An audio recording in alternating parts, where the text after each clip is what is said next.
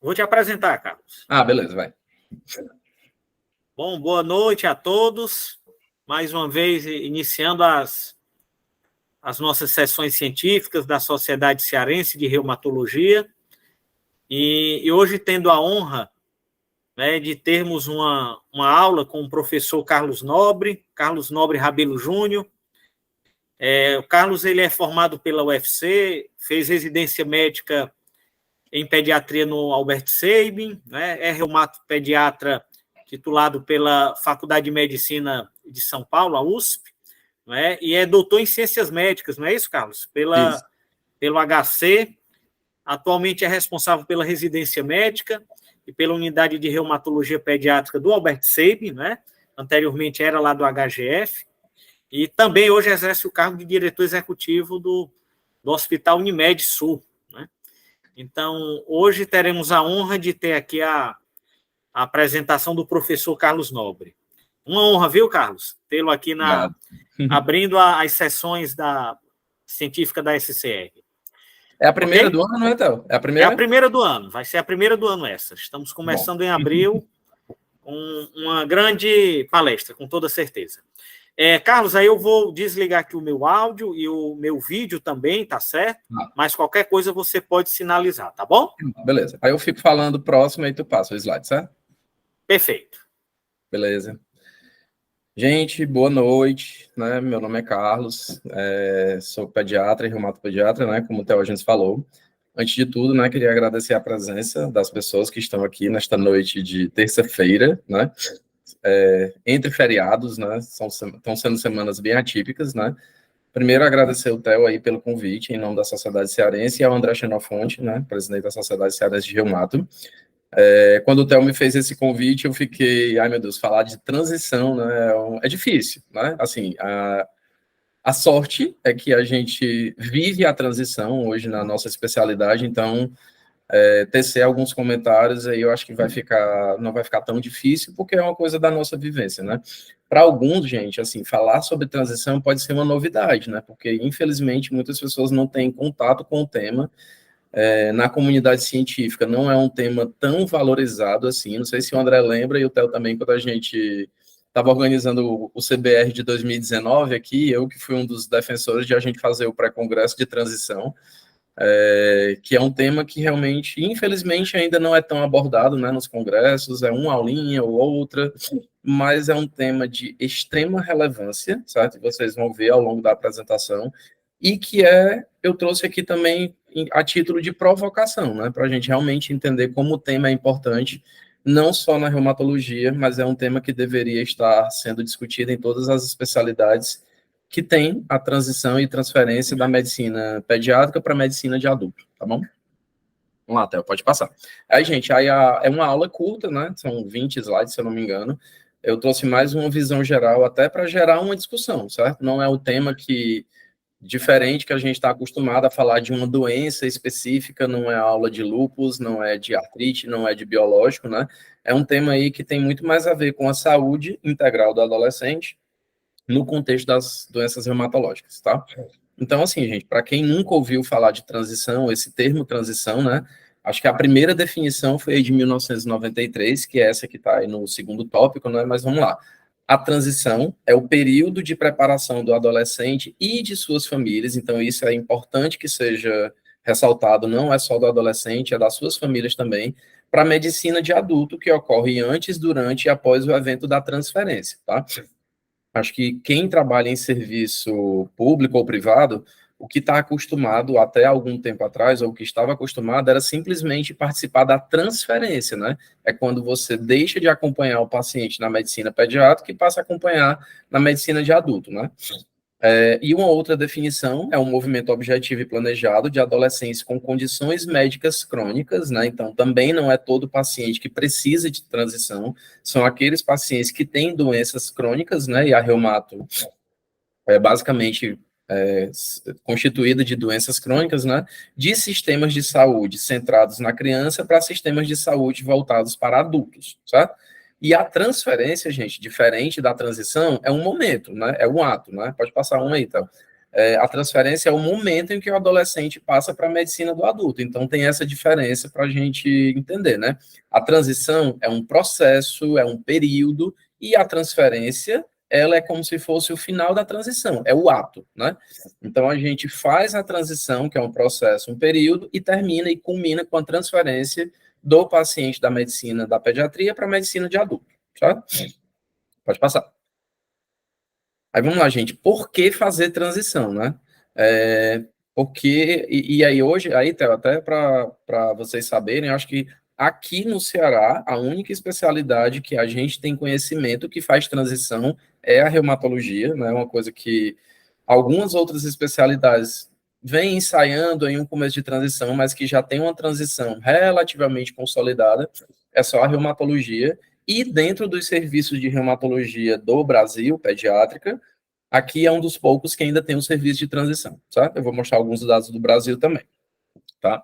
Então, assim, por que fazer transição? Qual a importância, a relevância e por que se justifica fazer transição, né? Hoje em dia, a transição ela é considerada um componente da qualidade dos serviços de saúde que atendem a crianças e adolescentes, né? Então, é como se fosse um indicador de qualidade. Então, assim, eu estou no hospital terciário que faz atendimento de doença crônica, né? Então, é um indicador de qualidade, eu tenho um serviço de transição bem estruturado para que isso se alcancem os objetivos da transição, que eu vou falar daqui a pouco, tá? Também se justifica fazer transição, porque a transição, ela meio que proporciona o envolvimento do adolescente na gestão da sua própria condição de saúde, né? Acho que era uma coisa muito comum quando a gente conversava com a reumatologia de adulto, aí principalmente a Andréa, né, que era quem recebia os pacientes lá na HGF, ela dizia assim, os pacientes da pediatria chegam aqui com 20, 23, 24, 25 anos e ainda vem acompanhado dos pais, ainda não tem aqui aquela autonomia para poder lidar com o autocuidado em saúde, e isso foi um dos starts que a gente teve aí para poder iniciar o processo da transição que começou em 2018, tá? A compreensão do adolescente e da família sobre a doença, eu acho que a partir do momento que o adolescente ele começa a ganhar autonomia, ele deixa de ter um papel secundário no autocuidado em saúde, né? Que aí, geralmente na pediatria, quem cuida do paciente é praticamente os responsáveis, pai e mãe, na maioria das vezes, mas quando a gente começa a inverter a situação e dar autonomia para o paciente durante a transição, começa aí uma virada de jogo, né? E aí que culmina com a transferência, tá? Na transição também, né? É possível se proporcionar a percepção do potencial pessoal, né? Então, isso é uma coisa que a gente faz muito na transição, não só a parte da doença em si, mas a gente pega muito nos aspectos vocacionais, educacionais, lazer, identificação de risco, que eu vou falar um pouquinho depois também, certo? Então, não é só a doença, né? Então, a gente começa na transição a lidar com o adolescente como um ser humano que tem uma particularidade que é uma doença crônica, né? Infelizmente, na medicina hoje, que a gente, tanto no público quanto no privado, infelizmente, na maioria das vezes, a gente trata a doença e não o doente, né? Só que a transição, ela vem para tentar desmistificar isso aí e considerar o adolescente como um ser individual, individualizado, que tem características outras além do que a doença crônica, né? Eu não vou estar tratando o lúpus, eu vou estar tratando o Daniel que tem lúpus, a Mariana que tem AIJ, enfim, tá? A transição também, ela proporciona a realização de tarefas específicas do desenvolvimento do adolescente, a obtenção de autoestima e autoconfiança, que é super importante, né? Assim, acho que é um dos focos principais da transição, né? É o fazer com que o adolescente e a própria família também tenha confiança em fazer com que o adolescente seja o sujeito principal aí do autocuidado em saúde dele, certo? E isso também garante uma maior satisfação do adolescente. Eu acho que quando ele começa, isso a gente vê na prática aí nas nossas consultas, quando ele começa a tomar a frente da situação, você vê que tem uma maior satisfação, o aumento da porcentagem de adesão às consultas do segmento e melhor controle da doença, tá? Tem alguns estudos aí de desfecho de transição que eu vou falar um pouquinho mais sobre isso. Pode passar. Aí, assim, para contextualizar o início também, eu peguei. Aí só assim, gente, só historicamente a transição, né? Acho que a definição de transição é de 93, então a gente tem 30 anos, né? Historicamente, acho que os primeiros serviços de transição, eles vêm aí há 10, 15 anos, né?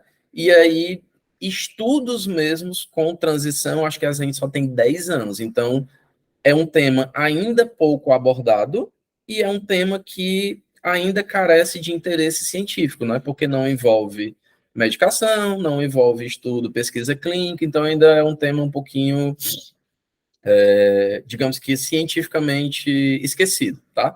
Então, esse daí, que é de 2015, é um dos primeiros estudos publicados, né?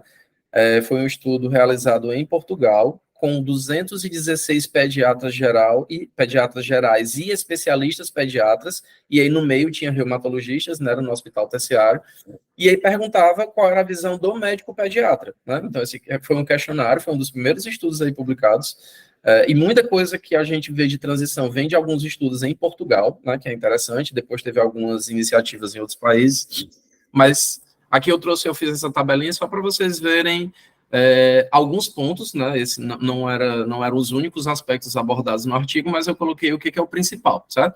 E aí foram 216 pediatras, gerais e especialistas, sabe? E aí na coluna do meio, que tem atuação, é o que eles faziam na prática, sabe? E a opinião é o que eles têm intenção de fazer. A minha opinião é isso, mas eu só faço isso, sabe? Em tantos por cento dos casos, né? Então, assim, quando se perguntou se a transferência deve ser realizada, preparada antecipadamente, 99% dos pediatras aí do estudo, né, julgaram que era importante que a transferência seja preparada antecipadamente, mas só 93% realizavam na prática, certo? Quando foi se perguntado sobre idade, aí, gente, alguns pontos que eu vou colocar nessa tabela, depois vão ser reconsiderados para a gente trazer uma proposta, que é o que a gente faz hoje lá no Albert Sabin, inicialmente no HGF, e hoje o que a gente faz no Sabin, né? Sobre a idade ideal, ou a idade sugerida para se iniciar o processo, a preparação para a transferência, a maioria tinha a opinião de que ela deveria ser entre 15 e 18 anos, mas que na prática só os 67% faziam, tá? Tem um dos tópicos que é considerado importante na transição, no processo da transição, é que tem uma visita acompanhada ao serviço de adulto, que foi uma das coisas que a gente perdeu muito quando a gente saiu do HGF, né? Porque lá, como a gente estava num hospital que tinha a parte pediátrica e de adulto ao mesmo tempo, um do lado do outro, então, durante o processo da transição, a gente tinha a possibilidade de fazer uma consulta mais ou menos que em conjunto ali nas sextas-feiras e quintas-feiras com o André, né, que agora o hospital pediátrico está separado de hospital de adulto, isso se perde um pouco, tá? Mas, na prática, só 9% das pessoas faziam essa visita acompanhada no serviço de adulto, tá? Sobre a importância da realização das primeiras consultas em conjunto, né? 52% julgaram que é importante, mas só 6% faziam na prática.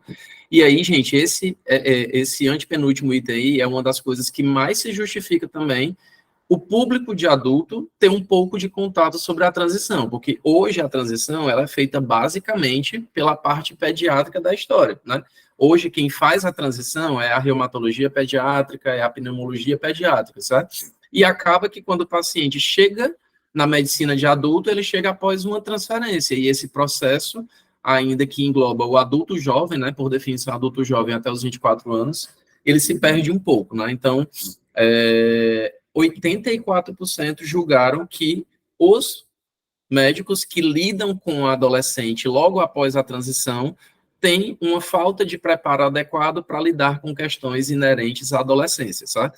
E aí hoje, na medicina, por si só, acho que a ebiatria é uma área que vem gritando aí para a gente que olhe para o adolescente, né? Por mais que esteja dentro da pediatria, o adolescente é um ser muito particular, sabe? Então, o médico de adulto que lida com adulto jovem, gente, frequentemente vai pegar pós-adolescentes ou adultos jovens que ainda vão ter questões da adolescência não resolvidas, né? O ideal é que quando o paciente chegue no adulto, ele tem algumas questões já resolvidas, mas outros ainda não têm, sabe? Alguns ainda passam por distúrbios psiquiátricos, distúrbios sociais, alteração de dinâmica familiar, que isso, se não for abordado aí durante a transição e pós a transição, já na medicina do adulto, o paciente pode sofrer alguns prejuízos, tá? 91% julgaram que a transição é extremamente importante, e o momento atual, quando foi perguntado assim, o momento é pela idade, é quando o paciente está em remissão da doença ou não, 90% julgam que o momento ideal para a transição e transferência é quando o paciente tem autonomia e maturidade adequadas que consigam lidar aí com o autocuidado em saúde, tá bom? Pode passar. E aí eu trouxe aí algumas barreiras, essas não são todas, né, gente? Acho que muitos dos estudos que, quando eu estava fazendo o levantamento bibliográfico aí para fazer a aula, acho que muitos dos estudos eram falando sobre barreiras, né? Tem estudos na Europa, tem um estudo no Brasil, que eu vou falar daqui a pouco, mas eu acho que muitos dos estudos, assim, não, alguns estudos têm casuísticas, né, sobre transição, mas muitos deles falam das dificuldades aí para se impor uma transição, para se implementar um processo de transição, né? E aí eu dividi em três sub-áreas, né? Paciente e família, que eu coloquei junto, as dificuldades da pediatria e as dificuldades do médico do adulto, né?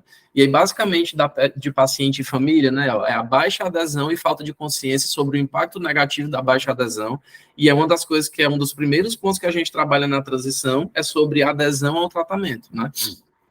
Quando o paciente está sob a responsabilidade da mãe, do pai ou do responsável, o tratamento, ele costuma realmente ter uma adesão melhor. Só que quando ele passa para o domínio do adolescente, por às vezes não ter uma noção do impacto negativo da má adesão, o paciente ele tende a ter uma diminuição aí da adesão, né? E isso a gente vê quando ele passa para a medicina do adulto também, né? É muito comum, às vezes, a gente ver conversando com o pessoal do adulto, de que o paciente, quando troca, aí entra em atividade, às vezes por questões dele, às vezes por questões de medicamento, que não fez o cadastro no outro hospital, falta medicamento A ou B, não libera medicamento C ou D e por aí vai, certo?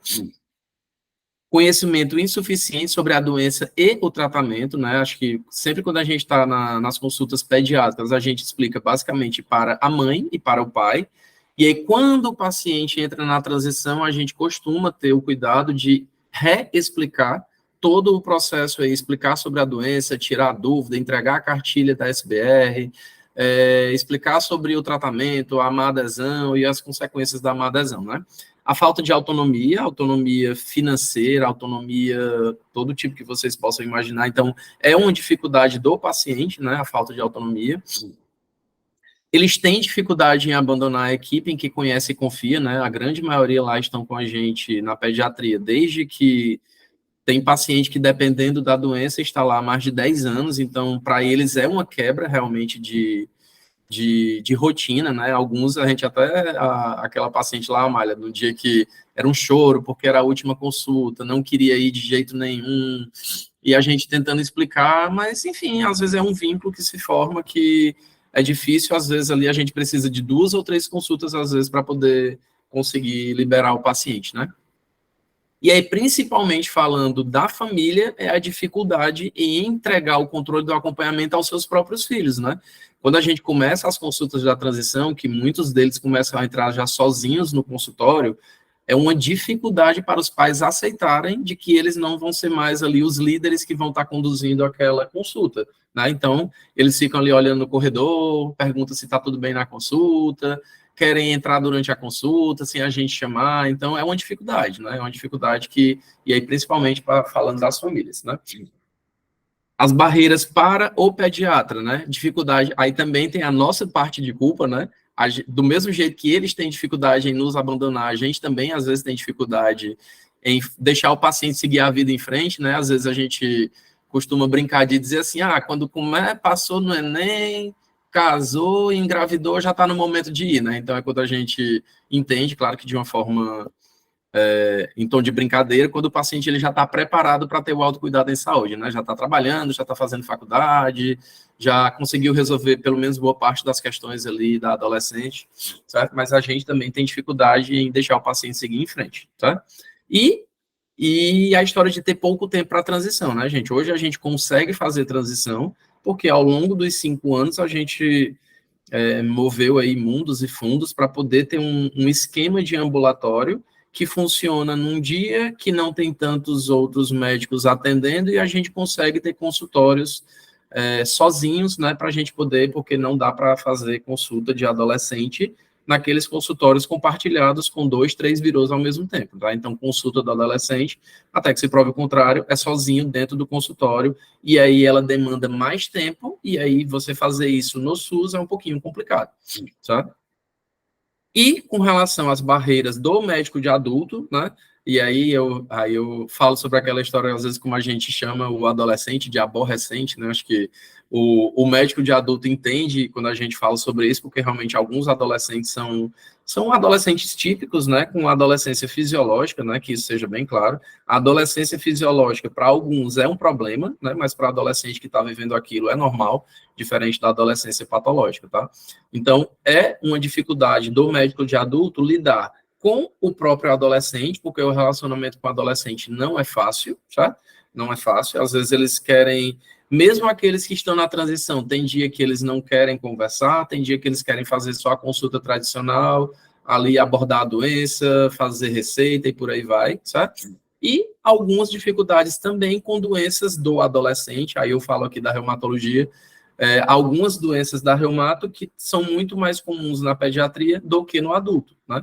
Eu lembro demais quando a gente estava no HGF um dia e chegou um autoinflamatório lá para o Everton, não sei se vocês lembram, que eles dizem, Júnior, um autoinflamatório, o que é isso? Pelo amor de Deus. O paciente veio da transição para cá e ainda é um mundo que é completamente novo, até para a gente da reumatopediatria, eu imagino para vocês da reumatologia de adulto, né? Então, é o próprio adolescente e algumas doenças que tem muito mais na reumatopediatria. É a mesma coisa se botasse para a gente ver a osteoartrite e a artrite reumatoide, ou gota, que a gente não tem tanta vivência, obviamente, né? Aí você pegar algumas doenças que são mais inerentes da pediatria e botar para o adulto, também já tem essa dificuldade a mais. Pode passar, tá? E aí eu trouxe esse de 2017, que foi basicamente, não vou dizer que foi por causa dele que a gente começou a transição, na verdade a gente começou a transição por outros motivos, né? Mas foi imediatamente antes da gente começar a fazer transição aqui na reumatologia, que a gente começou em 2018. Aí saiu esse artigo em 2017, né? Que foi aqui um estudo brasileiro, foi conduzido pela Unifesp, mas ele pegou os 76 dos 112 reumatopediatras que a gente tinha na época, hoje a gente tem 120, 130, não tem tanto mais assim. 76 responderam ao questionário e estavam alocados em 43 centros, né? Então, para vocês verem os desafios, né? Ó, só 13% dos centros aqui no Brasil, em 2017, tinham um programa de transição, né? 83% não possuíam nenhuma ferramenta para avaliar a transição, tá? Então, é uma ferramenta que eu vou explicar depois. 88% acham que a transição deva começar após os 15 anos. A maioria entre 15 e 17, né? 60%. E 28% acham que a transição deva começar entre 18 e 20 anos, tá? 43% transferem aos 18 anos, ao passo que 48% transferem até os 21 anos de idade. Aí só ressaltando aqui, gente, que vai de diferença de cada serviço. Tem serviço pediátrico que acompanha só até 18 e tem serviço pediátrico que acompanha até 20, 21, certo? O nosso caso, a gente ainda vive um dilema, né? Porque no HGF a gente fazia acompanhamento até os 20 anos. Só que quando a gente foi para o Albert Sabin, era uma política do hospital só acompanhar pacientes até os 18 anos. Então, a gente tinha paciente ali entre 18 e 20 que ficou no limbo, né? Acabou que, a duras penas, né? Assim, depois de muito esforço, lá a gente está conseguindo acompanhar ambulatorialmente até os 20 anos de idade, né? Quando precisa internar e a gente já não consegue, sabe? Por isso que vocês talvez já devam ter percebido quando um paciente, às vezes a gente transfere antes dos 20, mas porque precisa, às vezes, de alguma coisa que no Albert Sabin não tem, ou porque precisa internar, porque, infelizmente, aí no hospital a gente não pode internar e nem atender na emergência acima de 18 anos. A gente consegue mandar para o ambulatório, tá? Só 44% possuem uma equipe multidisciplinar para a transição. Aí, gente, essa equipe multi é pelo menos o reumatologista pediatra, o que eles abordam, né? Um assistente social, um psicólogo e uma enfermeira, tá? É a equipe mínima para se ter uma transição, tá? Nesse estudo, eles, né, acharam que 96% dos que responderam, né, que a idade é o principal determinante para a transição, diferente daquele estudo lá, que era a autonomia, né? Aqui ele bota que a idade é o fator determinante, que não deve ser isso o único determinante para a gente fazer a transição e a transferência, tá? Tem pacientes que às vezes têm idade para transição, mas por alguma questão cognitiva ou por não aceitar a proposta da transição, a gente não inclui, certo? Tem paciente que, a depender da doença, a gente não inclui na transição, por quê? Porque às vezes é uma febre reumática que vai parar de usar bezetacil aos 21 anos de idade, e não vai precisar de acompanhamento no serviço de adulto. Então, esses a gente opta, né, por não fazer transição, certo? E aí, algumas outras situações, porque, infelizmente, também a gente não tem pernas para fazer transição de todo mundo. Então, é meio que uma escolha, né? A gente tem critérios para se entrar na transição. E aí, nesse caso, que era a nossa situação até 3 anos atrás, e hoje não mais, 75% conseguiam transferir para o mesmo centro onde trabalhavam, né? Então, era o nosso cenário no HGF. A gente transferia para o mesmo hospital onde a gente já fazia o acompanhamento enquanto criança, né? Então, até a transferência de informação era mais fácil, porque o prontuário era o mesmo, né? Agora, para você fazer transferência de informação de um hospital para outro é um pouquinho complicado. Pode ir, Théo. Aí, gente, os alvos da transição, né? É treinamento de reumatopediatras, treinamento de reumatologista de adulto, melhorar a comunicação entre ambos, né? Entre a equipe e criar práticas e políticas de transição, sabe? Então, acho isso daí é um quadrinho que eu peguei desse artigo aí de 2020, que, na verdade, assim, ele lista várias coisas que devem fazer parte aí do treinamento de reumatopediatras. Aí o treinamento do reumatopediatra é para aprender a fazer transição, aprender a reconhecer os riscos principais de um adolescente com doença crônica, aprender a ver a necessidade, aprender a fazer uma transferência bem feita, certo? E o treinamento de reumatologistas de adulto, aí tem outros pontos também, né? Essa comunicação entre os dois tem que ser antes da transferência, durante a transferência e sugere-se também que ainda tem um momento de comunicação após a transferência, certo? E criar práticas e políticas de transição que, infelizmente, a gente ainda não tem, né? Pode ir. Aí eu trouxe só aqui, gente, os principais, o papel, né? O que se espera do reumatopediatra e no slide seguinte, o que se espera do reumatologista de adulto, né? O que se espera do reumatopediatra durante a transição, né? Fazer relatórios detalhados sobre história do tratamento, incluindo mudanças recentes de medicamento e complicações, né? Eu fico muito me perguntando se quando a gente encaminha um paciente para o reumatologista de adulto, as informações que a gente coloca nos relatórios de transferência são suficientes, né? Porque às vezes o paciente está ali com a gente acompanhando há 10 anos e às vezes a gente perde alguma informação, né? A gente vai naquilo ali no maquinal, no medular, de ficar lidando só com a consulta do dia, e você esquece alguns pontos aí que aconteceram durante o segmento do paciente, certo? Devem também ser listados e contemplados os desafios de adesão, né? E por quê? Por que esse paciente tem má adesão? É por conta de falta de medicação? É um problema cognitivo? É um problema psiquiátrico? Então, isso tem que ser abordado durante o processo da transição pelo reumatopediatra, até para quando o reumatologista de adulto for saber qual é a causa da não adesão ao tratamento, se é o efeito colateral, se é medicação que não pode pegar no SUS e tem que comprar, até para eles continuarem na mesma linha de raciocínio, né? Às vezes a gente é muito na reumatologia de seguir os guidelines, mas o melhor tratamento do paciente é aquele que ele consegue tomar, certo? É aquele que ele consegue pegar, é aquele que ele consegue comprar e tomar. As necessidades, por exemplo, encaminhamento para outras especialidades, né? Então, quando a gente bota no relatório de transferência, a gente sugere que o paciente também seja acompanhado pelo nefrologista, no ambulatório de osteoporose, pelo psicólogo e pelo psiquiatra. Listar a história social e desafios sociais e financeiros, né? Acho que a saúde financeira hoje é um dos tópicos que a gente aborda durante as consultas de transição. Os desafios emocionais e intelectuais também fazem parte e têm relação direta com a não adesão e alguns desfechos nas nossas doenças reumatológicas, né? As razões que justificam o momento para transferência, então, às vezes, a gente transfere, como eu já falei, né? A gente transfere antes do tempo, porque o paciente precisa internar, porque não consegue, às vezes, uma medicação que é liberada para pediatria, mas que o adulto consegue uma medicação mais fácil, principalmente alguns imunobiológicos, que, infelizmente, a gente na reumatopediatria fica um pouco mais de mãos atadas, né? A gente tem ali uns 5 ou 6 biológicos que a gente, no máximo, né, que a gente consegue usar. Já a reumatologia de adulto tem uma gama maior, e às vezes a gente transfere por esse motivo, sabe? E um resumo das características do paciente, atividades favoritas, interesses acadêmicos, a gente faz orientação vocacional, eles pedem orientação vocacional, eles pedem orientação sobre Enem, sobre o que a gente acha que eles seriam bons profissionais, então isso tudo também faz parte, né, gente? De novo, é a consulta do adolescente, não é a consulta do lúpus, né? É um adolescente que tem lúpus, tá? Pode ir, então. E aí o papel do reumatologista geral, né? Primeiro, dar as boas-vindas, né? Para ele, para a gente pode não significar nada, gente, mas para eles já é uma vitória eles terem chegado até ali, né? Alguns, ou pela própria doença, ou por questões psiquiátricas, ideação e tentativa e suicídio, não conseguem chegar. Isso é a realidade, tá?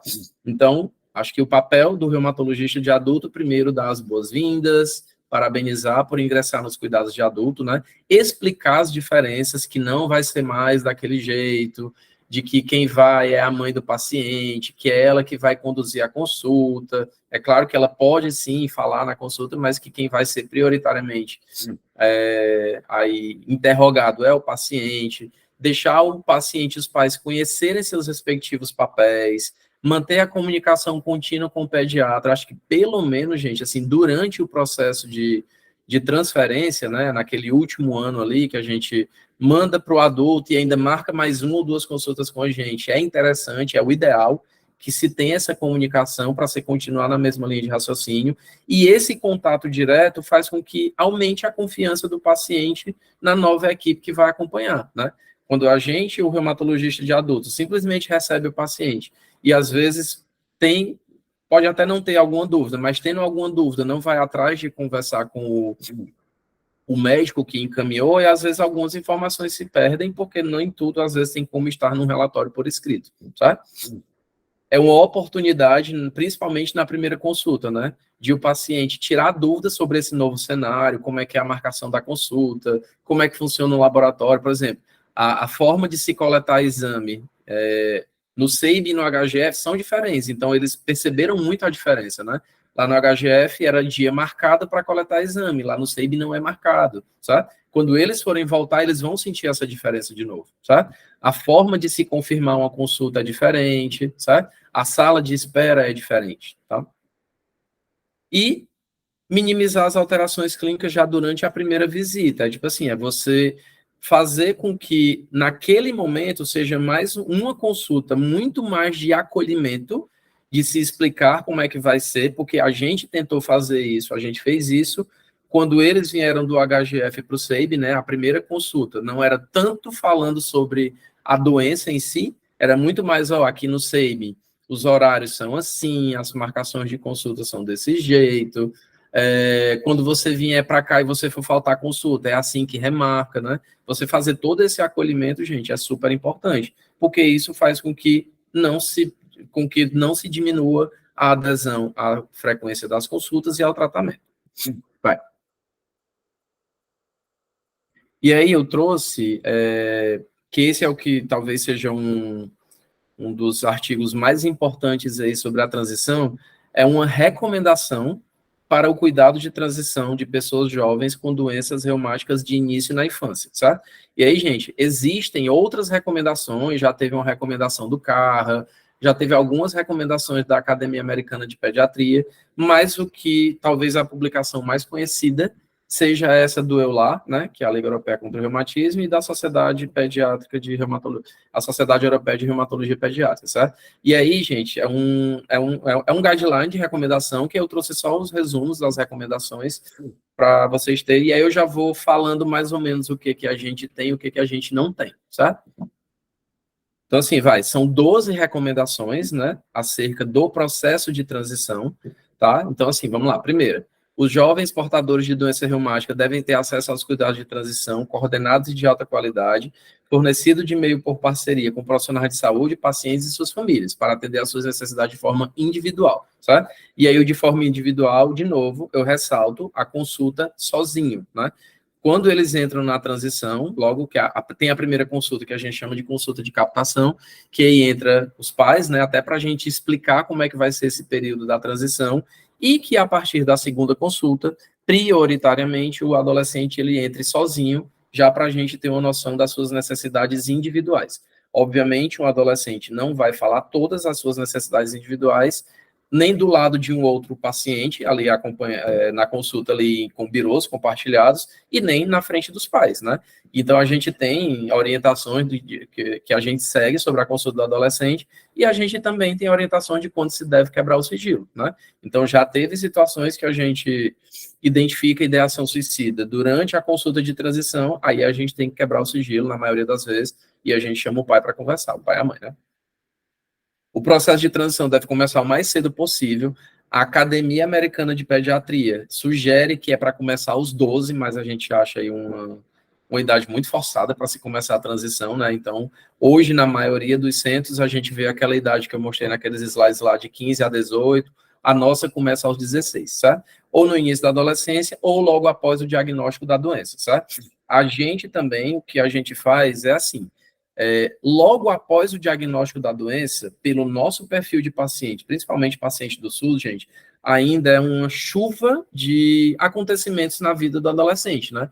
As consultas ainda são muito frequentes, às vezes para lúpus é consulta mensal, é muito exame, é muita ida a outros especialistas, então é uma decisão nossa a gente começar a transição não obrigatoriamente logo após o diagnóstico da doença, porque ainda é muita coisa para o adolescente, certo?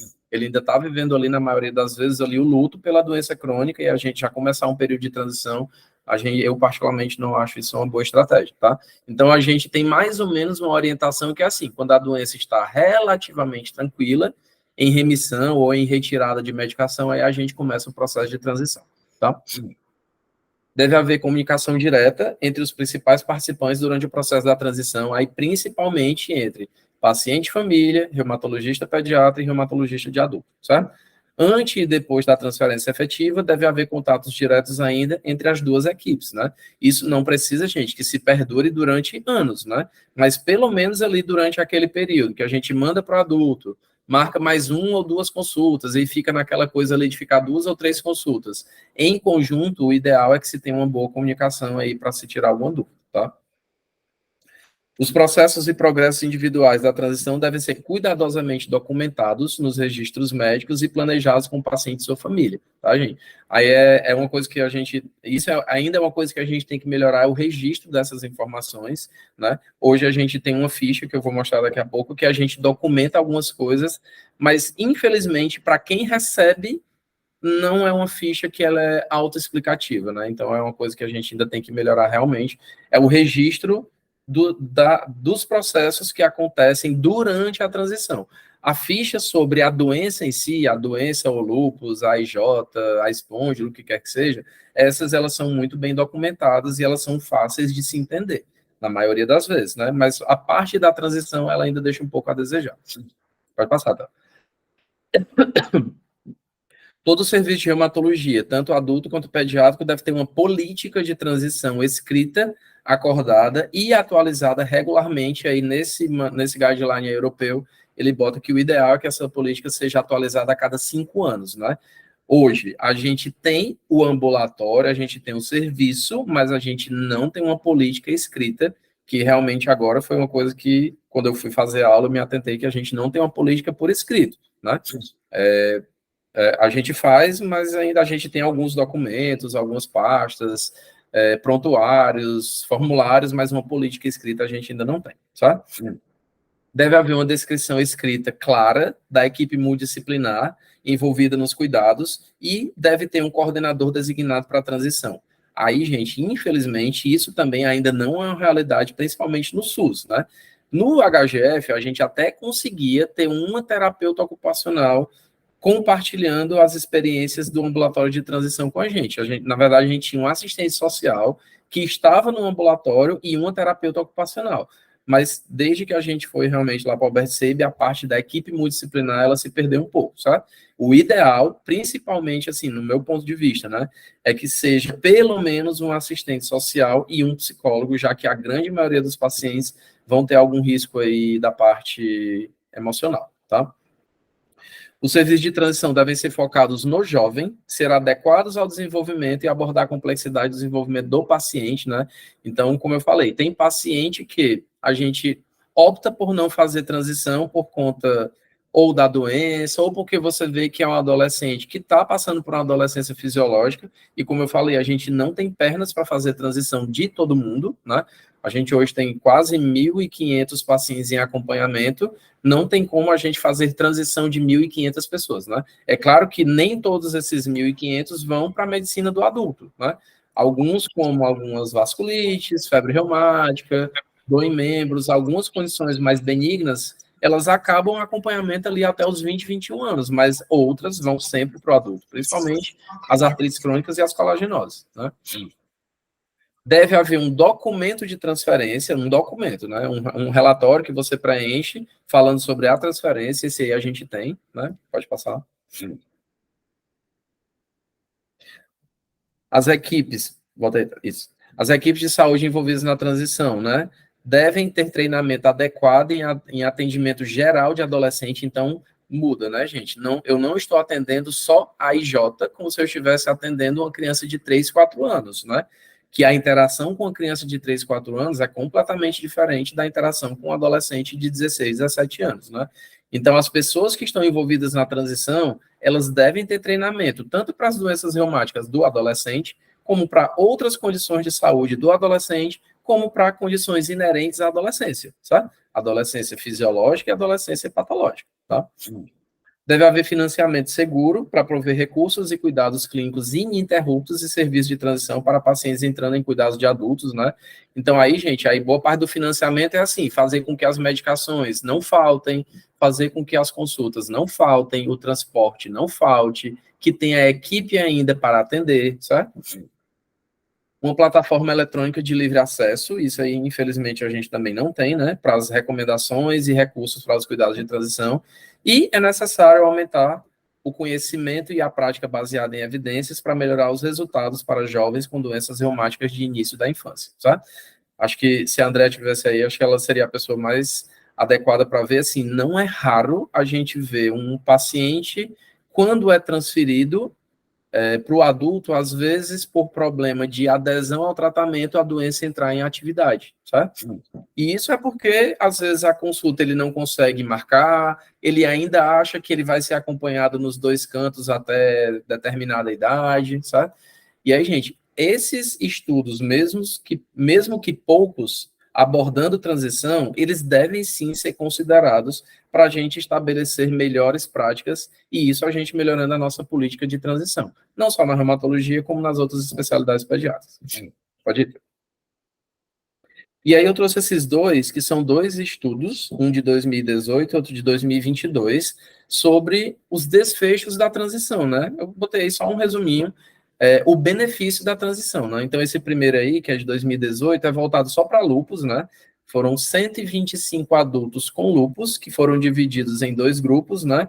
Um grupo que foi submetido a um processo de transição, a um programa de transição, e um outro grupo que não foi submetido a um processo, um programa de transição, né?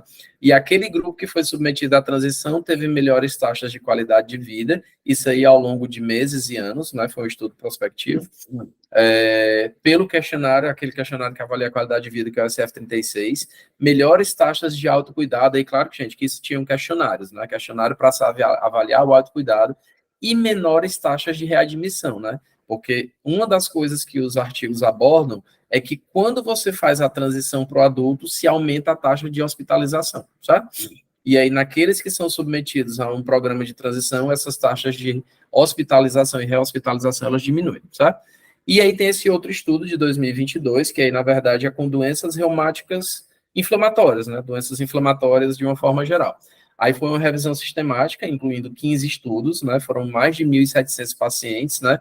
Tinham doenças inflamatórias não reumatológicas, como doença inflamatória intestinal, doenças inflamatórias reumatológicas como a IJ, né?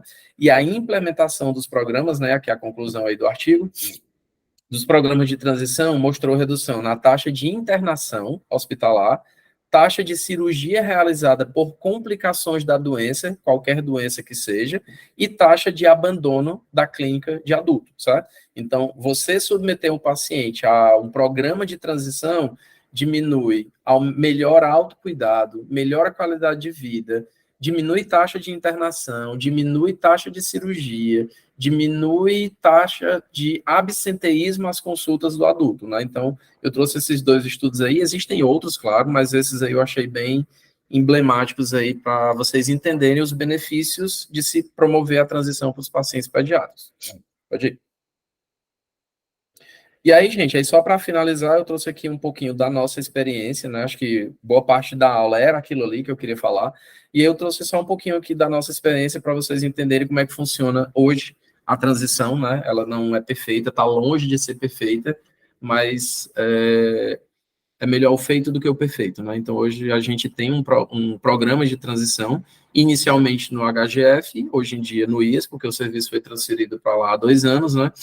Então, vamos lá, a gente começou a transição há 5 anos atrás, na verdade, um dos objetivos foi a gente sentir realmente aquela falta de ter um contato maior com o adolescente durante as consultas, porque os pais sempre tomam a frente da situação e a gente não conseguia ver algumas coisas que estavam na nossa cara, como distúrbios psiquiátricos, ideação suicida, disforia de gênero, tudo que vocês possam imaginar que são inerentes ao adolescente, a gente não conseguia enxergar porque a gente olhava especificamente para a doença, né? A gente não olhava para o doente, né?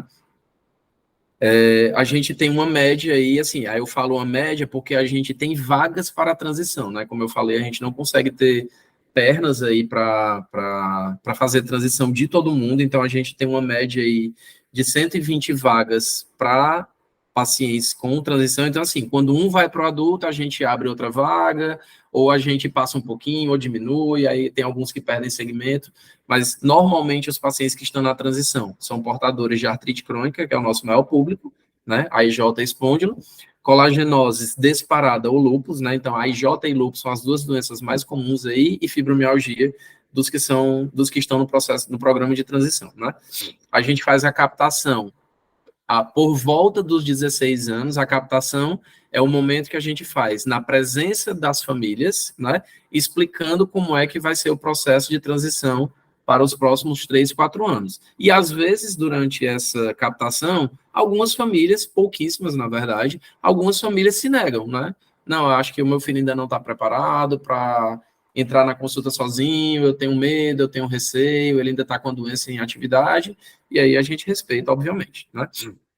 Então, a captação para a transição aos 16, a transição entre 16 e 20 anos e a transferência para o adulto, a gente começa a transferir entre 19 e 20. Aí eu começar a transferir, gente, porque assim, a gente encaminha para o adulto, marca mais uma consulta com a gente, às vezes ele não consegue chegar no adulto, a gente marca mais outra consulta, aí desfaz cadastro de medicação de alto custo no hospital para poder abrir em outra, então não é uma coisa tão simples, né? Então, assim, às vezes, em uma consulta a gente começa a fazer relatório, aí na outra a gente bate cópia do prontuário, aí na outra a gente preenche outro relatório, na outra a doença está em atividade e a gente não faz transição, a gente segura um pouco mais, tá? Então, na grande maioria das vezes, a regra geral é essa, captação aos 16, transição entre 16 e 20 e transferência entre 19 e 20, tá? É claro que alguns adolescentes, como eu falei, a gente acaba transferindo antes por questões de ter que internar, tá precisando de um especialista que a gente não tem na pediatria, né? E o que é essa consulta de transição? Aí, para vocês entenderem como ela é uma consulta mais demorada, ela, além da consulta tradicional, que obviamente o paciente vai para lá porque tem lúpus ou porque tem dermato, tem esclero, tem AIJ, a gente faz a consulta tradicional acerca da doença, mas a gente também tem um momento, que talvez seja o que demore mais na consulta, para fazer a parte da consulta do adolescente, né? E aí, essa parte da consulta do adolescente, o foco é autonomia, autocuidado e identificação de riscos, sabe?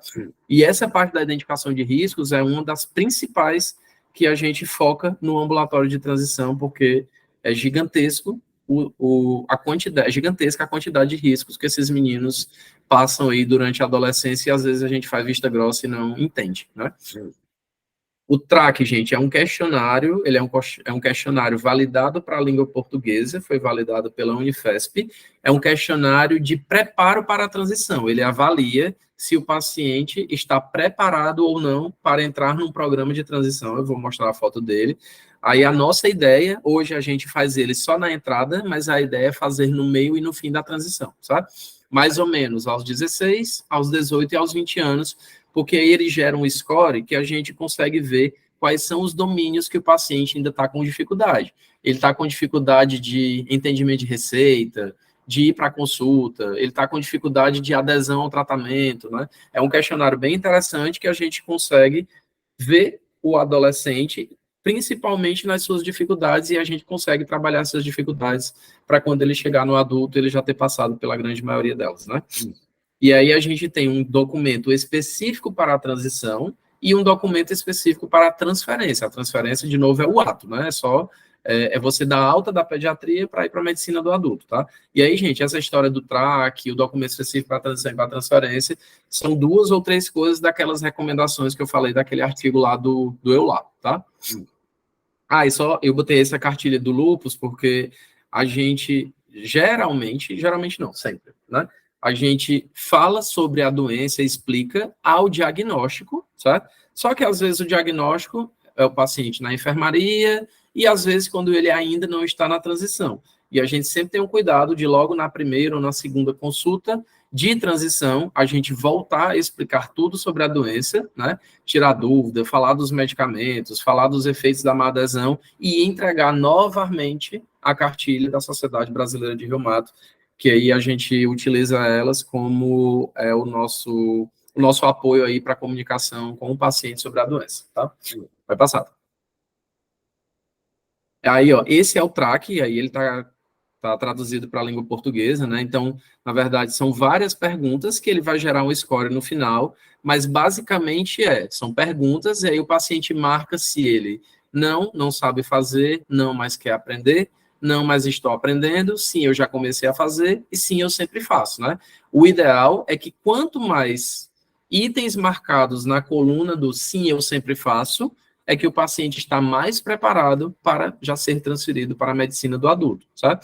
Aqueles que têm muitos itens marcados no não sei como fazer, estou aprendendo, então a gente tem que focar na autonomia e no autocuidado desse paciente durante as consultas, né? Então aí eu coloquei, não está ele todo, porque não cabia na foto, mas aí tem algumas perguntas, né? Você já sabe o que fazer se apresentar algum efeito colateral? Você já consegue pegar seus remédios sozinhos? Você segue corretamente os encaminhamentos? Você providencia o seu transporte, né? Tem adolescente, gente, que quando começam a transição, alguns deles já sabem fazer isso sozinhos, outros chegam aos 20 anos e a grande maioria das coisas eles ainda não sabem fazer sozinhos, tá? Vai passar. E aí, esse questionário é o que eu falei que a ideia é aplicar ele no começo da transição, ali no meio da transição e ao final da transição, até para dizer assim, pronto, você está muito bem transicionado, você já é um adulto capaz, que tem gerenciamento sobre o seu problema de saúde e o seu autocuidado. Então, aí a gente transfere para o adulto, certo? Sim. E essa daí é a ficha que a gente utiliza durante as consultas de transição, certo? É uma ficha, gente, que funciona apenas como checklist. Essa é uma ficha que a gente mesmo criou, mas só para vocês entenderem, né? E aí tem 4 domínios, né? Que é o contexto da doença, o contexto social, os transtornos mais prevalentes e a parte de saúde sexual e reprodutiva, tá? Como é que funciona? Aí vocês estão vendo que tem umas 10 colunas, né? 8 a 10 colunas, né? Cada consulta de transição, a gente faz um checklist daqui do que a gente conversou sobre esse tópico com o adolescente. Às vezes, eles mesmos escolhem o tema, porque durante a consulta de captação, a gente mostra essa ficha para eles, ó, isso aqui é o que vai ser abordado ao longo desses 3, 4 anos de consultas de transição, sabe? E aí, alguns deles já falam, doutor, eu quero falar sobre drogas, sobre bullying, porque eu estou sofrendo bullying, então o ideal é que o adolescente ele sinta a liberdade de ele fazer a escolha do que conversar. E aí, gente, claro que existe a conversa, o esclarecimento. Quando a gente identifica que o paciente tem algum risco desses envolvidos, que na grande maioria tem, aí no verso da folha que eu não coloquei aí, a gente sinaliza qual é o risco para, durante as consultas de segmento, esse risco ele ser continuamente abordado. Se é um risco psiquiátrico, é uma coisa que a gente consegue resolver com o psicólogo, tem que caminhar para o psiquiatra, a gente tem que medicar, a gente tem que internar. Então, já teve paciente que saiu de uma consulta de internação, de transição, para uma internação psiquiátrica, sabe? Tem muitos pacientes com problema de distúrbio nutricional, com obesidade por conta do corticoide, e aí mexe na imagem corporal, sabe? Então, aí, se vocês estão vendo aí, ó, são vários desses assuntos que tem a ver com lazer, vocação, planejamento financeiro, todos os transtornos psiquiátricos, aí, principalmente os mais comuns, né, que é transtorno do humor, depressão e ansiedade, bullying, ideação suicida, violência sexual. Então, não é, a gente já teve mais de 10 adolescentes que nós, durante a consulta de transição, fomos as primeiras pessoas para os quais os adolescentes falaram que já tinham sofrido abuso sexual, certo? Tanto meninas quanto meninos, tá? Então, vocês verem como o cuidado que a gente tem de deixar o adolescente sozinho com a gente nos mostra muita coisa. Como eu falo, às vezes, durante as discussões sobre a transição, é um tapa na cara, né? Porque tinham coisas, às vezes, que estavam na nossa cara e como a gente não fazia a consulta de uma forma adequada, a gente não conseguia identificar, certo? Pode passar. E aí, gente, esse dado não está atualizado, obviamente, né? Foi quando a gente fez um trabalho que eu vou mostrar em seguida, que a gente levou para um congresso, mas isso aí foi na época que a gente estava aí com 2 anos de ambulatório de transição, e aí a gente foi quantificar os principais riscos identificados durante a consulta de transição, durante as consultas de transição, né? Então, aí, em ordem, excesso de peso, sedentarismo, isso aí é porcentagem de pacientes, né? Ansiedade, 36%, depressão, 30%, alteração da dinâmica familiar, 25%, automutilação, ideação suicida e baixa autoestima, né?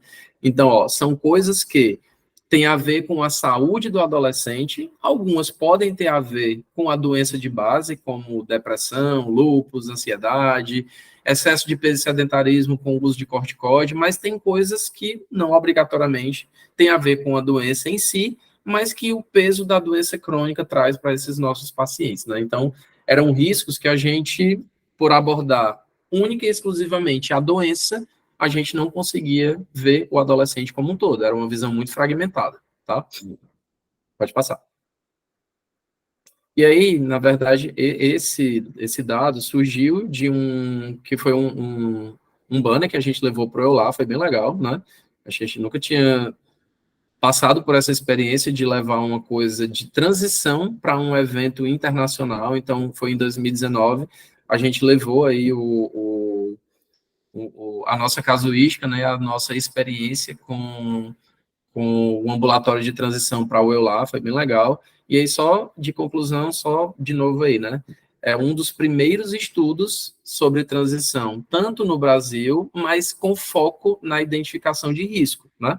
É um artigo que a gente não publicou, foi publicado aí como um análise de congresso, o abstract, mas só para vocês verem como o ambulatório, além de focar na autonomia, no autocuidado, a gente também preza muito pela identificação de riscos, que às vezes é um risco que passa batido durante anos e a gente não conseguia ver, certo? Pode passar. E aí para finalizar, gente, e aí também teve um momento que acho que foi muito próximo de a gente ser transferido para o Albert Sabin, a gente fez uma pesquisa de clima com os pacientes mesmo, né? A gente fez um questionáriozinho só para a gente ter uma noção do que eles estavam achando do ambulatório de transição, né? E aí saíram frases. Era uma pesquisa para fins internos mesmo, era para a gente saber o que estava acontecendo. E aí alguns falaram, né? Estou conseguindo falar sobre coisas que eu não conseguiria se a minha mãe estivesse presente. Aí, principalmente, gente, a parte sexual, a parte de disforia de gênero, uso de drogas, mesmo às vezes de cunho ocasional, a parte de ansiedade e depressão, a parte de automutilação. Dificilmente eles vão falar na frente dos pais, né? Então, as consultas de transição traziam para a gente esse benefício, né? Está me preparando para a vida, me ajudando a enfrentar os problemas. É uma avaliação médica diferente, com assuntos dinâmicos e mais abertos. É um trabalho de preparação para a nova fase que está chegando, né? Alguns ficavam muito ansiosos de ir para a medicina do adulto. Ai, doutor, lá eu vou ficar sozinho. E como é que vai ser? O médico vai ser como? Ele vai brigar comigo se eu não tomar o remédio? Enfim, eles ficam muito ansiosos, realmente, né? É mais dinâmico e agradável interagir com a gente, ter me orientado sobre muita coisa e conversar com outros profissionais e pacientes é bem interessante. Essa fala aqui é porque, na época, a gente conseguia, antes do ambulatório, a gente fazer uma dinâmica em grupo nós com eles, em grupo, antes do atendimento individualizado, com a terapeuta ocupacional e a assistente social. Então, quando eles falam conversar com outros profissionais e outros pacientes, é bem interessante. Tá? Pode passar. E aí, só algumas fotinhas, né? Assim, esse aí do canto superior à esquerda, de uma paciente bem emblemática, que deve estar lá no HGF. Fez um blog aí para uma paciente que tem um lúpus super complicado e refratário ao tratamento. Hoje, acho que ela está no imunobiológico, no rituximab, não lembro se ela já está aí no adulto, mas ela está no adulto, né? A gente tem um projeto a Livroteca da Reumatologia, né? Que é a Reumatoteca. A gente estimula a leitura, né, dos adolescentes, então eles alugam o livro, claro que de graça, né?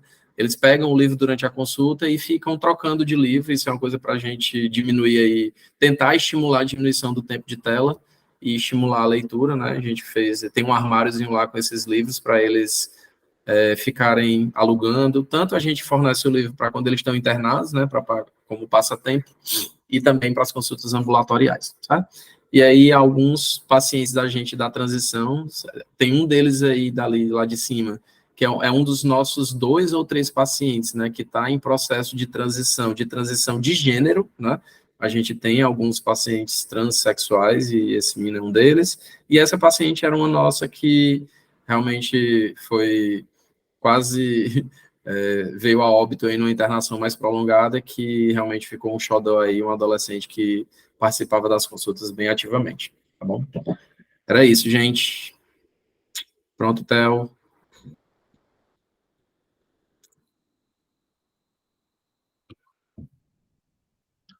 Falei que a aula era curta, mas para tu ver, né? Quando é o tema que a gente vive, sempre tem muita coisa para se falar, né? Uma aula de 20 slides que demoram, porque é um tema realmente que eu particularmente gosto muito, é um tema que eu sou muito defensor, né?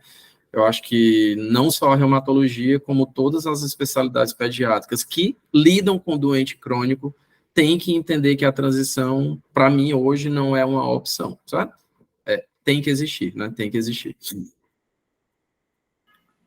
Fato, viu, Carlos? Muito obrigado. Literalmente foi uma aula, viu? Eu acho que eu, como médico de adulto, como o artigo referiu, né, eu realmente tive uma grande aula, não só como estar dentro da transição, participando, mas como me comportar como médico, viu, Carlos? Sim, sim. Sua aula foi além do valor técnico do que é um ambulatório de transição.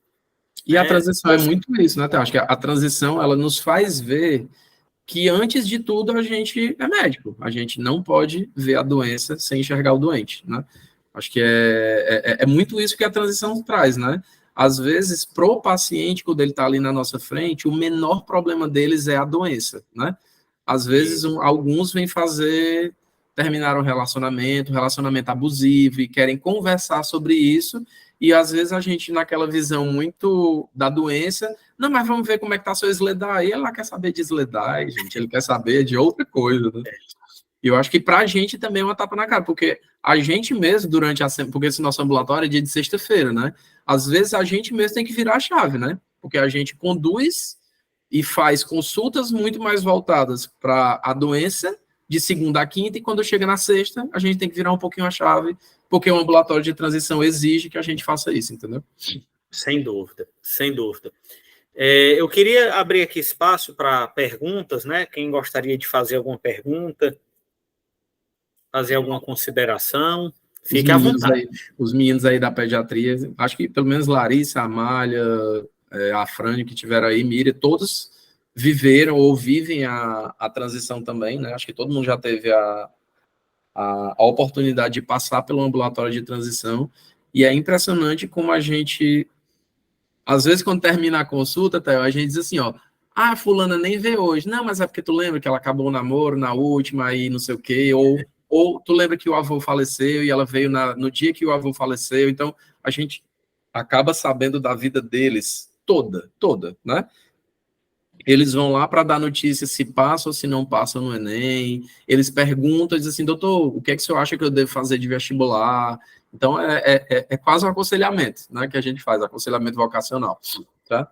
Acho que é uma coisa... E isso é uma coisa que eu acho legal também, Theo, que quando...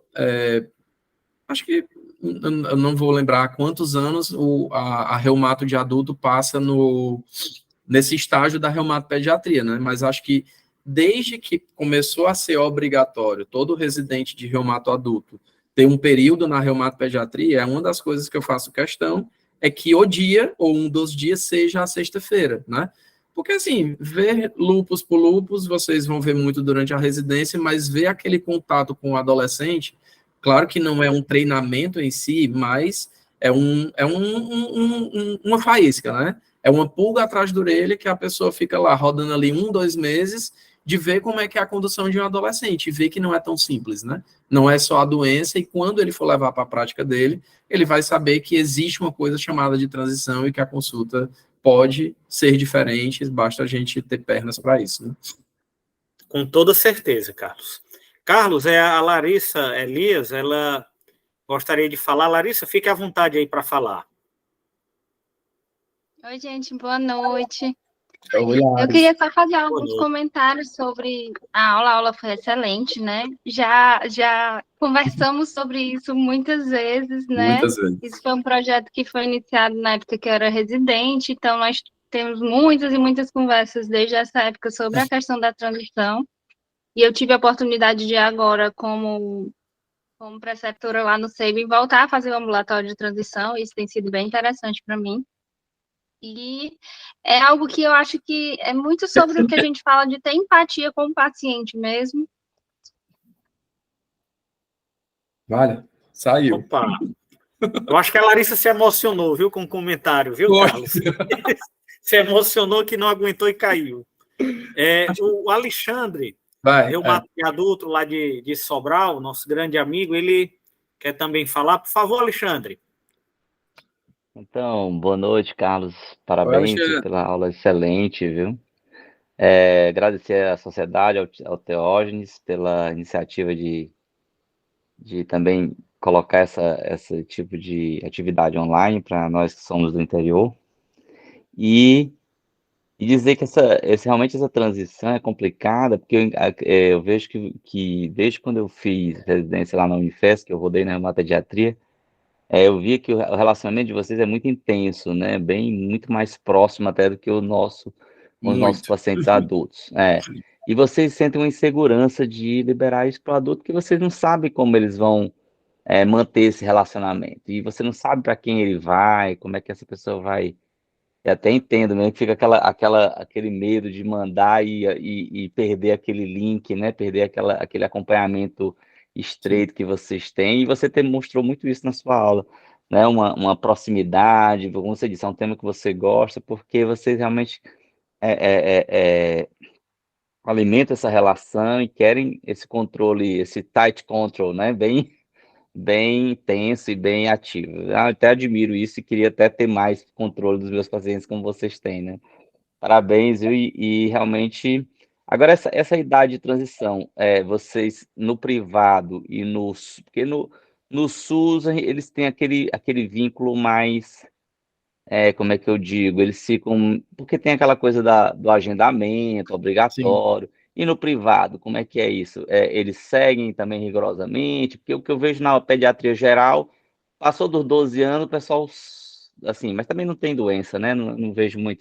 Eu não tenho muito essa relação da reumatopediatria no privado comigo, assim. Às vezes os pacientes vêm muito de forma espontânea, não vejo encaminhamento do reumatopediatra. Eu tenho poucos, né? Poucos casos, sim, realmente. Eu não vou dizer que... Até porque nós não temos reumatopediatra em Sobral, né? Então, apesar de terem 2 egressos, né? Do Sávio e o Marco Felipe, nenhum quis voltar. Conte aí como é que é no privado essa relação com... Assim, vai. De novo, né, gente? Assim, a transição, acho que aqui no Ceará, eu acho que e em muitos outros estados, é só a reumato que faz, certo? E mesmo assim, Alexandre, a nossa transição, ela tem um modelo, a gente tem algumas normas, alguma coisa, mas não tem uma política escrita, certo? E ela ainda, por exemplo, assim, tem dias que a agenda está lotada e vamos ser realistas, né, gente? Assim, tem um mundo ideal do Eular e tem um mundo real do IAS Fortaleza, né? tem dias que a gente não consegue fazer transição de todo mundo, sabe? Tem dia que o paciente vai para a consulta de transição e diz assim, não, doutor, hoje eu não estou com tempo, não quero conversar, renove minha receita e tudo bem, sabe? No privado, Alexandre, a gente nunca instituiu essa política de transição, certo? Alguns pacientes, isoladamente, eu comecei a fazer, só que no privado esbarra em uma outra coisa, né? Principalmente para mim, que não fazia atendimento durante muito tempo de convênio, certo? Fazia só... Os pais, eles não concordam, certo? Dificilmente eles concordam em deixar o adolescente sozinho para uma coisa que eles estão pagando ou que eles estão esperando ali há muito tempo, de deixar, às vezes, o adolescente ali sozinho. Eu tive pouquíssimas experiências de fazer transição no consultório privado, certo? Alguns acabam fazendo uma transição forçada, de irem para a consulta sozinho e acaba que a consulta é isso mesmo. E nos pacientes que a gente identifica, principalmente naqueles portadores de fibromialgia, né? Que a gente identifica algum risco inerente, aí um ou outro a gente consegue tirar o pai de dentro da consulta, conversar primeiro sozinho com o adolescente, isso aí a gente já fez alguns também, mas eu acho que isso não é tão bem estabelecido na clínica privada, sabe? Eu acho que esbarra muito no consentimento dos pais. Imaginei isso, imaginei. É complicado. E essa questão do... E aí você, por exemplo, aí você se liga a algum reumatologista específico, ou não, depende também do acesso do paciente, né? Também do acesso. Aqui não, assim, vai, porque mesmo depois que a gente saiu do HGF em 2021, mas a gente ainda continua com um vínculo lá, né? Então, o paciente, quando ele sai, que na verdade, na época, a Andréa Rocha, que era quem tinha assumido os pacientes da transição, ela tinha deixado meio que um dia separado, claro que não a agenda toda, né? Uma parte da agenda para aqueles pacientes que vinham da pediatria, e isso hoje ainda continua, certo? Só que hoje a gente também não consegue, por conta da demanda do adulto, mandar todo o paciente, né?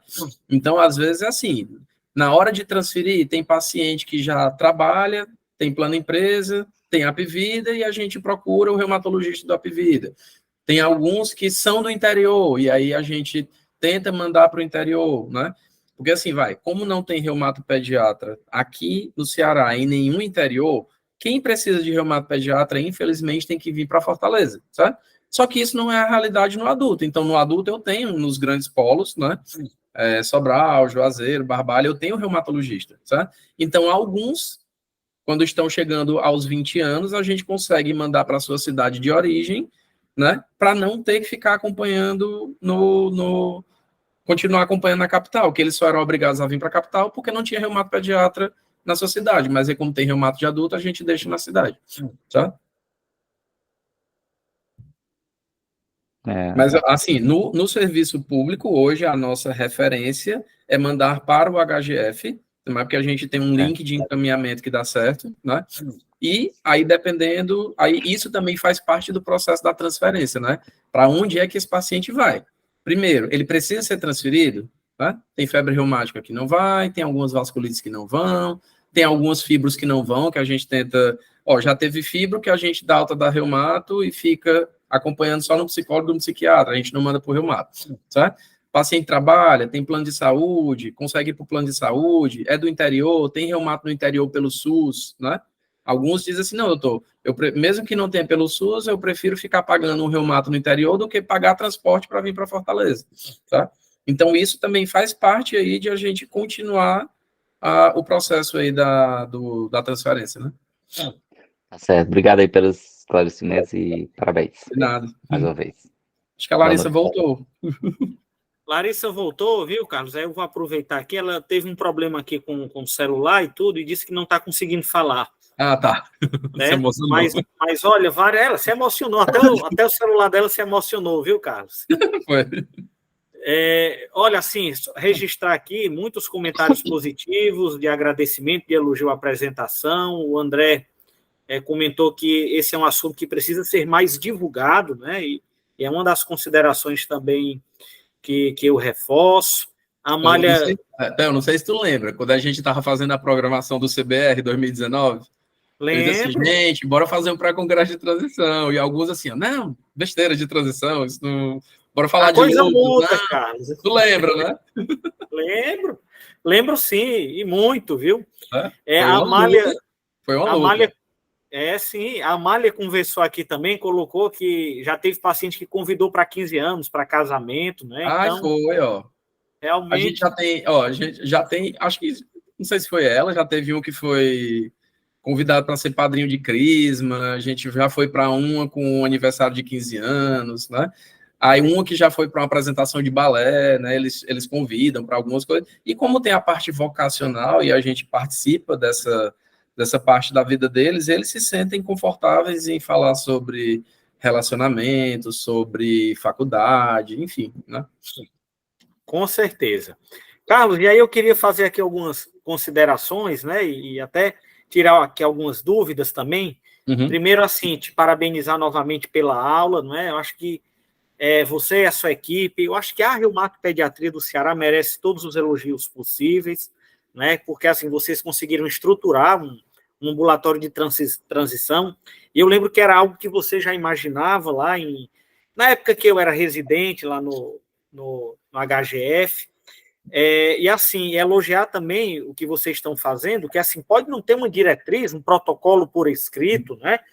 Mas vocês já têm uma base para isso, né? Inclusive uma base com evidência científica, e mesmo com essa parte científica, vocês não perdem o essencial, que é a personalização, né? A customização do serviço, né? Eu acho que isso é o grande diferencial dentro do serviço de vocês, né? Bom, falar também aqui uma experiência minha pessoal, né, que eu vendo a tua aula, me veio um caso aqui à mente. Era uma paciente que ela hoje deve ter 19, 20 anos, né, e ela era acompanhada por pediatra geral, fibromialgia, e uma fibromialgia que quando chegou eu muito tranquila, usando só fluoxetina, tranquila. Carlos, eu não sei, eu acho que ela não foi com minha cara. Depois que ela chegou para mim, a fibromialgia dela ficou daquelas refratárias. Piorou. Sabe? Que fiz duloxetina, pregabalina, dose máxima nada, venlafaxina, muito sintoma ansioso, desvenlafaxina, né? Então tentei até terapias alternativas do ponto de vista farmacológico e realmente, nossa, que doença refratária. E com o tempo ela foi melhorando, né? E aí eu acho que traz muito do que você falou na aula, o que é que estava faltando? Talvez a confiança da paciente, né? Sim. Em relação a mim, a um reumatologista, ao médico de adulto, né? E realmente foi algo que a gente foi trabalhando e, né, cheguei a rodar novamente os medicamentos. Hoje ela vem com dose baixa de duloxetina em desmame e pregabalina também, super tranquilo. Eu acho que vai muito disso da convivência, né, da transferência e da contra-transferência. Achei muito interessante quando você colocou essa questão, né? E fibromialgia, eu imagino que isso deve ter demais, né? Muito. Até a questão dos gatilhos que você comentou. Sim, tem muito, né? Tem paciente que esses que eu falei de alteração de dinâmica familiar, né? Eles vivem em ambientes muito tóxicos, né? É o pai que é alcoólatra, é o pai que bate na mãe, e às vezes, por eles não terem independência financeira, eles não conseguem sair de casa, né? E é engraçado, a gente já teve uma experiência aí com 2 ou 3 pacientes, né? Que é claro que não é a gente que vai tirar ele de dentro da casa dele, né? Mas ao longo das consultas a gente vai sugerindo aquela coisa toda, é um paciente que apanha em casa, apanha do pai, a mãe apanha, e é impressionante, a gente já teve experiência com 2 ou 3 que depois que eles saem de casa, a vida dá uma guinada que você não tem noção, gente. Tipo assim, a vida melhora 100%, quem era fibromialgico para de ter sintoma, quem era lúpico volta a tomar os remédios, né? Então, essa parte de você... porque numa consulta tradicional sobre a doença, eu vou achar que essa pessoa é refratária porque é a doença, é culpa da doença, né? Tipo assim, vixe, é o lúpus que está precisando de um monte de coisa, é a fibromialgia que está precisando de um monte de medicação. Mas esse paciente estava precisando era de outra coisa, era sair de casa, era terminar um relacionamento abusivo, era parar de sofrer bullying na escola, era resolver a sua disforia de gênero, era entender a sua disforia de gênero, né?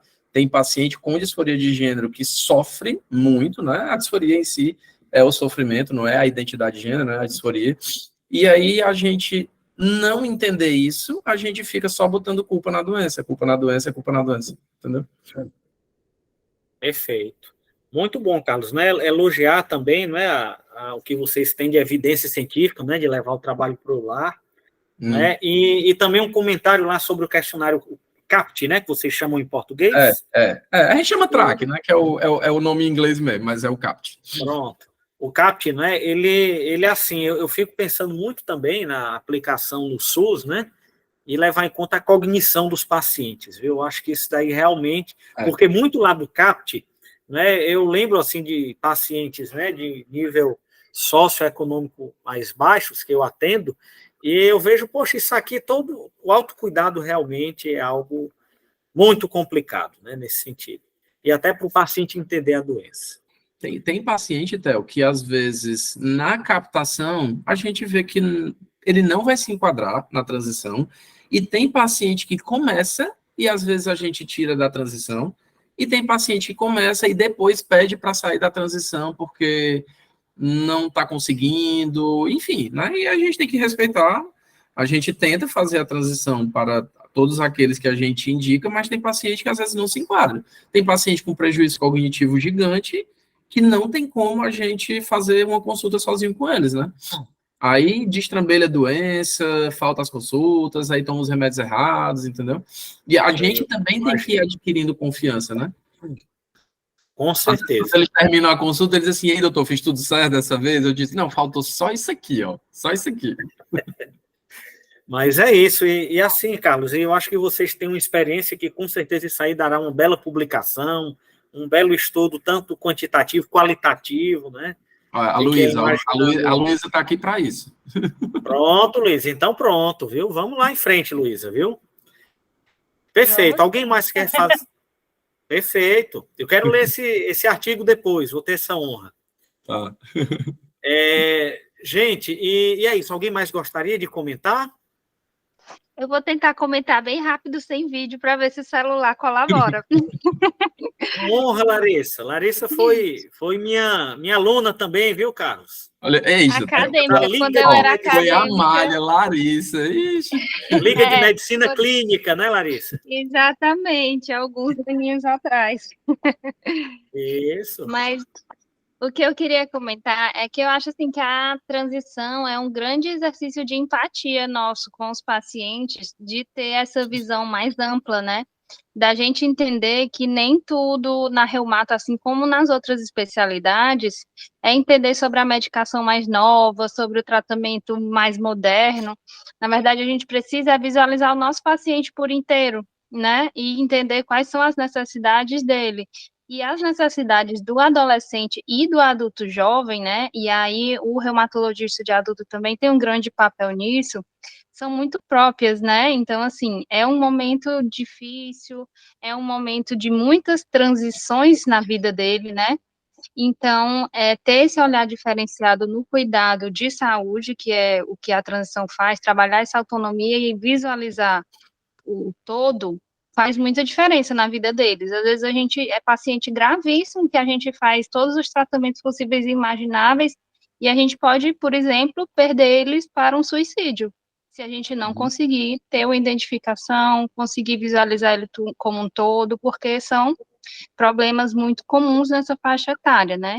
Então, essa quebra de um serviço para o outro, que infelizmente ainda é uma quebra muito grande, a transição ela vai tentando minimizar e identificar esses riscos para que seja uma transferência mais suave no final das contas, né? Então, acho que cada vez mais a gente vê, assim como os estudos mostram, o papel importantíssimo da transição, né, nos nossos pacientes. E isso faz parte, né, gente? Assim, é o cuidado centrado no paciente, né? A medicina, ela tem que ser centrada no paciente, não é centrada no guideline, nem no que o EULA manda, e nem no que a diretriz manda, né? Tipo assim, a diretriz, ela orienta, certo? Mas quem faz a medicina é a gente junto do paciente, né? O cuidado é centrado nele, não é no médico, não é para ser, né? Não é de novo, o melhor tratamento é aquele que o paciente toma, o que ele consegue tomar, né? Verdade, Carlos.